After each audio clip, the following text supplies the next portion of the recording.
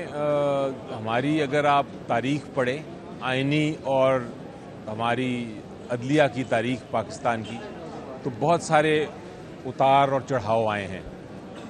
بہت باری زوال آیا، آپ کی جوڈیشری کو ختم کرنے کی کوشش کی گئی لیکن وہ واپس آ گئی. دو طریقے ہوتے ہیں جب اس قسم کی سچویشن آئے جہاں آئین کی پاسداری کے لیے آپ کو کاوش کرنی پڑے. دو قسم کی اس وقت سچویشن ہوتی ہے. ایک یہ کہ آپ استعفیٰ دے دیں اور استعفیٰ دینے کے بعد آپ موومنٹ چلائیں اور جوڈیشری کی بحالی کی کوشش کریں. استعفیٰ جو ہے وہ بڑا آنریبل چیز ہے اور آپ کو تاریخ یاد رکھتی ہے. دوسرا ایک اور طریقہ کار ہوتا ہے کہ آپ سسٹم میں رہ کے کوشش کریں بحالی کی اور کوشش کریں کہ آپ جہاد اپنی جو ہے سسٹم میں رہ کے کریں. وہ بھی بڑا آنریبل طریقہ ہے. تو میں سمجھتا ہوں کہ جو ہمارے جج صاحبان ہیں وہ اگر اندر رہ کے بھی یہ محنت کر سکیں، کاوش کر سکیں اور جوڈیشری کی آزادی کے لیے کشمکش کر سکیں تو وہ بھی اتنا ہی آنریبل ہے. جو نہیں ہونا چاہیے وہ یہ ہے کہ آپ چپ کر کے بیٹھ جائیں. چپ کر کے بیٹھنا میری نظر میں پھر آپ ایک طرح سے آپ سارے پروسیس کا حصہ بن جاتے ہیں اور آپ کو چاہے آپ ریزائن کریں چاہے آپ اندر بیٹھیں، آپ نے کوشش یہی کرنی ہے کہ درست ہو. تو میں قوم کو یہ پیغام دینا چاہتا ہوں کہ اتار چڑھاؤ ہوتا رہتا ہے. اس وقت اتار ہے لیکن آپ نے اپنا ہمت نہیں ہارنی، آپ نے ہمارے ساتھ کھڑے رہنا ہے. انشاءاللہ یہ چیزیں درست ہوں گی. دیکھیں موومنٹ ایک دم نہیں چلتی، موومنٹ کا ایک مومنٹم بنتا ہے. انشاءاللہ موومنٹ چلے گی لیکن موومنٹ میں آپ جو اندازہ لگائیں کہ جو آپ کی تاریخ میں موومنٹس ہیں وہ اچانک ایک دم نہیں اٹھی. ان کے لیے اسٹریٹجی چاہیے، ان کے لیے آپ کو کوشش کرنی ہے اور آپ نے آہستہ آہستہ آگے بڑھانا ہے. تو انشاءاللہ ہم کوشش کریں گے لیکن یہ میں بتا دوں کہ یہ وقت ابھی ہے. انشاءاللہ یہ وقت گزرے گا کیونکہ ایک چیز جو تبدیل ہوتی ہے کانسٹنٹ نہیں رہتا. تو بے شک اس وقت ٹیمپریریلی آپ دیکھ رہے ہیں چیزیں بھی گزر جائے گا. جیسا میں نے کہا کہ کوشش میں شامل ہوں درست ہوگا، واپس چڑھاؤ آئے گا.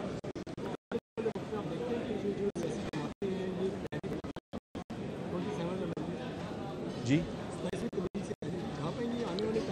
دیکھیں ابھی فی الحال تو شاید اٹھا رہی ہیں لیکن زیادہ دیر نہیں. جیسا میں نے کہا کہ یہ جو ترمیم آئی آپ کو پتہ ہے وہ 2 ووٹس جو آئے وہ ووٹ دھاندلی کے ووٹ تھے، وہ ووٹ ڈیفیکشن کے ووٹ تھے، وہ ووٹ فلور کراسنگ کے ووٹ تھے.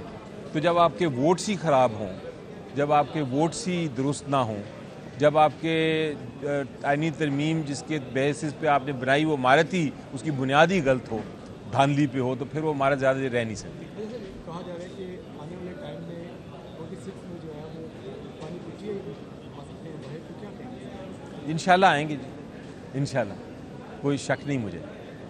اور سب سے بڑی مزدار بات ہے جو آئینی عدالتیں آئین کی تشریح کے لیے بنی ہیں.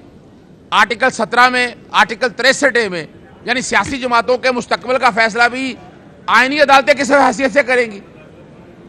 اور اسی طرح سے آرٹیکل 63 کا فیصلہ بھی یہ کوئی آئین کی انٹرپریٹیشن تو نہیں کرنی ہے نا جی. پھر علاوہ دی جو ہے آئینی عدالتوں کا فیصلہ جو ہے وہ سپریم کورٹ پہ پابند ہوگا. سپریم کورٹ کو نیچے کر دیا اور آئینی عدالتوں کو اوپر کر دیا ہے. یہ آئین کی کبھی بھی منشانسی عدلیہ کی اور صدارتی استثناء وغیرہ باقی جتنے بھی ہیں وہ سارے اس میں چیلنج کیے گئے ہوئے ہیں. یہاں ہائی کورٹ آنے سے پہلے صدر پاکستان وزیر اعظم کو مراسلے بھیجے تھے کہ آپ یہ ترمیم اگر کرنی بھی چاہتے ہیں تو عوام کے سامنے لے کے جائیں. عوام کی آئین ساز اسمبلی نہیں ہے، مگر اس پہ کچھ نہیں ہوا تھا. الٹیمیٹلی معاملہ لاہور ہائی کورٹ میں چیلنج کر دیا گیا ہے. اب فائل چیف جسٹس صاحبہ کے پاس چلی گئی ہے. اب دیکھتے ہیں کس کے پاس منیر احمد ایڈوکیٹ اور میاں شبیر اسماعیل کی طرف سے 27ویں ترمیم چیلنج کرنے کی درخواست آج مسٹر جسٹس چودھری محمد اقبال صاحب کے پاس لگی تھی. انہوں نے ذاتی وجوہات کی بنیاد پر یہ کیس سننے سے غالباً معذرت کر لی ہے، جو وہاں پتہ چلا ہے مجھے، اور فائل جو ہے چیف جسٹس صاحبہ کو بھجوا دی ہے. دو باتیں بڑی اہم ہیں جو میں نے آج واضح طور پر کرنی تھی، جو کہ عدالت نے کیس نہیں سنا.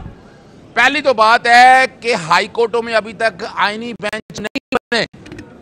آرٹیکل 202 کے تحت کہا ہے کہ جتنے معاملات ہیں یہ آئینی بینچ سنیں گے، اور آئینی بینچ ابھی تک بنے نہیں ہیں. جو یہ سیاسی جماعتیں ہیں عوام کو بیوقوف بنا رہی ہیں، بڑی کلیئرٹی کے ساتھ بتا دوں.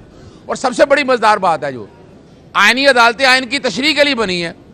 آرٹیکل 17 میں، آرٹیکل 63 میں، یعنی سیاسی جماعتوں کے مستقبل کا فیصلہ بھی آئینی عدالتیں کس حیثیت سے کریں گی.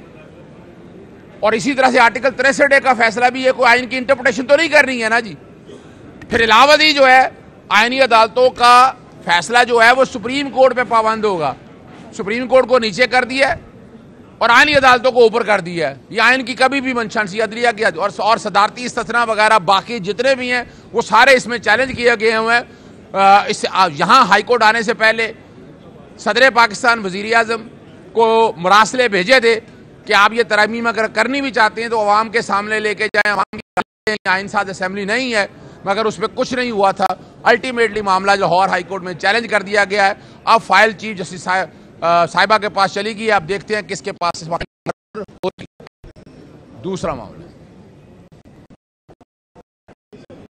دوسرا ایک بہت ہی اہم معاملہ، ہائی کورٹ کے دروازے بند کر دیے گئے ہیں.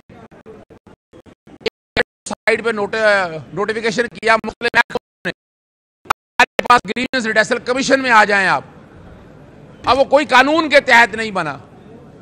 میں نے یہ چیلنج کیا تھا معاملہ، عدالت نے اعتراض لگایا تھا، اور آج اس کی آئینی حیثیت چیلنج کی. کس بنیاد پر یہ گریونس ریڈیسل کمشنر بنے ہیں، کس قانون کے تحت بنے ہیں؟ کوئی قانون بتائیں جس قانون کے تحت ان کا وجود آیا گیا ہے. کوئی قانون نہیں ہے. اسی طرح میں رجسٹرار آفس سے پوچھا ہے کہ آپ نے اب تک کتنے کیسز ہیں جو گریونس ریڈیسل کمیشن کے پاس آئے ہیں، گئے ہیں، فیصلہ ہوا ہے، وہ تمام تفصیلات جو ہے نا وہ سامنے رکھی جائیں. اور اسی طرح جو بنیادی طور کے اوپر جو انتظامی طور پر یہ فیصلہ کیا گیا ہے وہ ایک علیحدہ ایشو ہے، وہ اپنی جگہ موجود ہے. لیکن قانون کے تحت کیا ہے، آج جسٹس مزمل اختر شبیر نے باقاعدہ نوٹس جاری کر دیا ہے اور پوچھ لیا ہے کہ گریونس ریڈیسل کمیشن جو ہے یہ کیا بنے ہیں، اور اس پہ اوپر جو کاروائی تھی ریکوری کے حوالے سے وہ علیحدہ روک دی ہے. بنیادی طور کے اوپر گریونس ریڈیسل کمشنر جو ہیں یہ کس قانون کے تحت بنے ہیں. ہائی کورٹ میں ابھی بھی 67,000 کے قریب ریٹیں دائر ہوئی ہیں، جو لاکھ سے زیادہ ہوتی تھی. اعتراضات کے کیس اگر دیکھیں تو غالباً 1.5 لاکھ سے زیادہ. یعنی آپ عدالتوں پہ بوجھ ختم کرنا چاہتے ہیں یا بوجھ ڈالنا چاہتے ہیں یا عوام کے دروازے بند کرنا چاہتے ہیں، تو گریونس ریڈیسل کمیشن کے نام پر عوام کے دروازے بند کیے جا رہے ہیں.